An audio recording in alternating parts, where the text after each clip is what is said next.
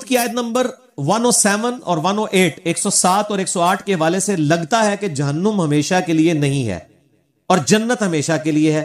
آپ کا کیا موقف ہے؟ امام ابن تیمیہ اور محی الدین ابن عربی کا بھی یہ موقف ہے، بلکہ آپ کے استاد ڈاکٹر اسرار اور غامدی صاحب کا بھی یہ موقف ہے. اور منو نہ تڑی لایا کرو کسی دن، اللہ دے بندے ہو، دلیل کے اوپر بات کریں.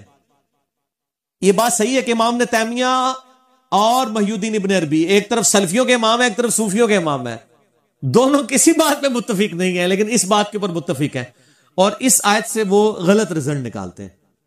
دیکھیں عقیدہ جو ہے نا، یہ اصول کی بات ہے. اصول جو ہے اجتہاد سے نہیں ہوتا جب تک نص موجود نہ ہو. یہ سورہ ہود کی آیت نمبر ہے 107 اور 108، ظاہر ہے یہ 12ویں پارے میں ہی آئے گی. 107 108.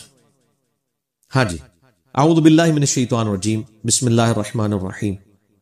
پہلے دوستیوں کا ذکر آیا کہ وہ آگ میں ہوں گے، وہاں پہ اس کا چیخو پکار دوزخ کی سنیں گے. خالدین فیہا، وہ رہیں گے اس میں ہمیشہ. ما دامت السماوات والارض، جب تک کہ آسمان اور زمین قائم ہے. الا ما شاء ربک، ہاں اگر تیرا رب ہی چاہے. ان ربک فعال لما یرید، بے شک تیرا رب جو چاہتا ہے وہ کرتا ہے. وہ کہتے ہیں اس میں آیا نا کہ یہ تو عرب کا محاورہ تھا. ہم کہتے ہیں نا جی قیامت تک میں تجھ سے نہیں بولوں گا. اس کا یہ مطلب نہیں ہوتا کہ قیامت دن میں بول لوں گا، برا کہ ہمیشہ کے لیے نہیں بولوں گا. تو عرب میں بھی یہ محاورہ تھا کہ جب تک زمین و آسمان قائم ہے نا یہ نہیں ہوگا. تو یہ محاورہ تن ہے، ورنہ تو زمین و آسمان نے بھی ہمیشہ تو قائم نہیں رہنا. تو یہ محاورہ تن بات ہوئی ہے کہ دوزخ میں رہیں گے جب تک زمین و آسمان قائم ہے، الا یہ کہ اللہ ہی چاہے. وہ کہتے ہیں یہ جو ہے نا الا یہ کہ اللہ چاہے، تو اس کا مطلب ہے بعد میں کبھی نہ کبھی اللہ تعالیٰ دوزخ کو ختم کر دے گا، کیونکہ 7 الفاظ ہیں ان ربک فعال لما یرید، بے شک تیرا رب جو چاہتا ہے کرتا ہے. اچھا جی آگے کیا ہے؟ وَأَمَّا الَّذِينَ سُعِدُوا فَفِي الْجَنَّةِ خَالِدِينَ فِيهَا، اور جو سعادت مند ہیں وہ ہوں گے جنت میں، اس میں رہیں گے ہمیشہ. ما دامت السماوات والارض، اس وقت تک جب تک کہ آسمانوں زمین قائم ہے. الا ما شاء ربک، ہاں تیرا اگر رب ہی چاہے. عطاء غیر مجذوذ، لیکن اس کی جو عطا ہے وہ نہ ختم ہونے والی ہے. وہ کہتے ہیں یہاں پہ بھی وہی الفاظ ہے کہ اگر تیرا رب چاہے گا تو جنت بھی ختم ہو جائے گی، لیکن اس کے ساتھ چونکہ آ گیا کہ تیرے رب کی عطا جو ہے وہ نہ ختم ہونے والی ہے، تو اس سے یہ اشارہ ملتا ہے کہ جنت ختم نہیں ہوگی. اور اوپر یہ آ رہا ہے کہ ان ربک فعال لما یرید، اس سے لگتا ہے کہ اللہ تعالیٰ کبھی چاہے گا تو دوزخ ختم کر دے گا. اندھے کو اندھیرے میں بڑی دور کی سوجی، ایڈے اس طرح کے رزلٹ نہیں کٹے جاندے. اور پھر وہ آگے کہتے ہیں دیکھیں جی جنت کا ذکر جب بھی قرآن میں آیا نا تو وہاں خالدین فیہا ابدا آیا ہے، اور دوزخ کا ہاں سارے ہسے جے تہاڈی بھی جہالت اللہ دے بندو، قرآن بھی کھول لیندے، دوزخ نال بھی ابدا آیا ہے.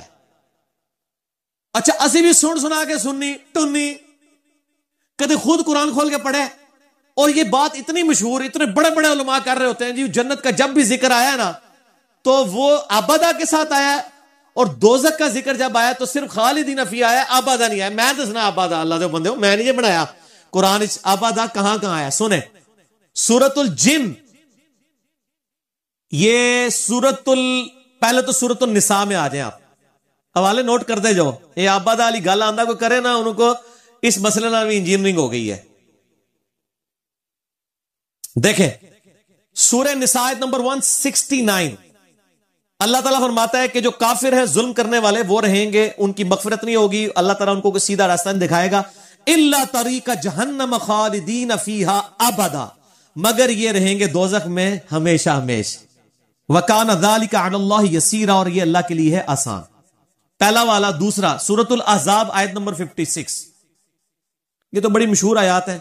وہ دوست کی کہیں گے اللہ ہمارے بزرگوں کو دگنا عذاب دے جن کی وجہ سے ہم گمراہ ہوئے. انہی آیات کے ساتھ یہ بھی آتی ہے آیت نمبر 65 سورہ الاحزاب. اللہ تعالیٰ فرماتا ہے ان اللہ لعن الکافرین واعد لهم سعیرا، بے شک اللہ کی لعنت ہے کافروں پر، ان کے لیے دوزخ کا عذاب ہے. خالدین فیہا ابدا، وہ رہیں گے اس میں ہمیشہ ہمیشہ. لا یجدون ولیا ولا نصیرا، وہاں نہ کوئی اپنا مددگار پائیں گے نہ کوئی دوست. ابدا آیا کہ نہیں؟ اسی بھی سننے آ جاؤں. میں بھی کئی بار نا، میں ایک جگہ میں نے بھی یہ کہیں پہ نا ریکارڈنگ میں نہیں، ویسے میں نے کہا تھا ابدا نہیں آتا. میں آپ پھر کھول کے اللہ دے بندوں ابدا آتا ہے. 2 والے ابدا ہو گئے دوزخ کے ساتھ.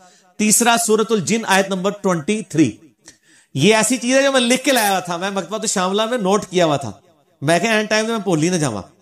سورۃ الجن آیت نمبر 23، ٹھیک ہو گیا جی، پارہ نمبر 29 میں آتی ہے نا سورہ جن۔ اعوذ باللہ من الشیطان۔ سورۃ المزمل ہے جی، اس سے پہلے سورہ جن ہے، آیت نمبر ہے اس کی 23۔ اللہ تعالیٰ ماتا ہے وَمَن يَعْصِ اللَّهَ وَرَسُولَهُ، جو کوئی اللہ اور اس کے رسول کی نافرمانی کرے۔ اے لو بالکل سیدھی آیت ہے، اور مکی آیات بالکل سیدھے سیدھے فتوے ہوتے ہیں نا، کوئی آپ ادھر ادھر سے گھما کے نہیں بات ہوتی، بالکل سٹریٹ فارورڈ۔ وَمَن يَعْصِ اللَّهَ وَرَسُولَهُ فَإِنَّ لَهُ نَارَ جَهَنَّمَ خَالِدِينَ فِيهَا أَبَدًا، جو کوئی اللہ اور اس کے رسول کی نافرمانی کرے بے شک وہ رہے گا جہنم میں، خالدین فیہا ابدا، ٹھیک ہے، ہمیشہ ہمیشہ۔ یہ ابدا، نہ میں وابی نہ میں وابی، میں ہوں مسلم علم و کتابی۔ دیکھو ثابت کیتا ہے نا، یہ جناب سال صدیاں کا مسئلہ حل ہوا جی، ابدا ہے نہیں ہے۔ اس ٹائم شاید اگر وہ کوئی مکتبہ تو شاملہ ہوتا تو پرانے بزرگ بھی کوئی ابدا پا کے کاٹ ہی لیندے، قرآن تو سمندر ہے، ٹھیک ہو گیا جی، یہ تو حافظ بھی نہیں نکال سکتا، یہ مکتبہ شاملہ ہی ایک گھوڑے دی ٹیکنالوجی ہے جڑی کٹ لیندی ہے، ٹھیک ہو گیا جی۔ اگلا سوال ہے کیا ہندو، سکھ، یہودی، عیسائی بھی امت محمدیہ میں داخل ہیں صلی اللہ علیہ وآلہ وسلم؟ بالکل داخل ہیں جی، کیوں نہیں داخل ہیں؟ نبی علیہ السلام کے زمانے میں جو بت پرست تھے وہ آپ کی امت میں داخل تھے، تبھی تو آپ نے ان کو دعوت دی ہے۔ امت کی دو قسمیں ہیں، ایک ہے امت اجابت، وہ امت جو نبی کی دعوت کو قبول کر لیتی ہے، جیسے ہم مسلمان ہیں کہ ہم نے نبی علیہ السلام کی دعوت قبول کر لی، لیکن یہ بھی اسی اکیڈمی کے اندر باہر کوئی نہیں مانتا آپ کو مسلمان، کیونکہ اگر آپ دیوبندی ہیں تو بریلویوں نے آپ کو مسلمان نہیں ماننا، اور اگر آپ بریلوی ہیں تو دیوبندیوں نے نہیں ماننا، اگر آپ اہل حدیث ہیں تو انہوں نے آپ کو نہیں ماننا، دونوں نے، اور اگر آپ شیعہ ہیں تو آپ کو نہیں ماننا۔ یہ میں اس اکیڈمی میں کہہ رہا ہوں 1.5 ارب مسلمان، ویسے آپ گننے نکلیں گے تو 1.5 بھی نہیں لبڑا چاہوں، کیونکہ وہ تو سارے ایک دوسرے کو کافر کہہ رہے ہوتے ہیں نا۔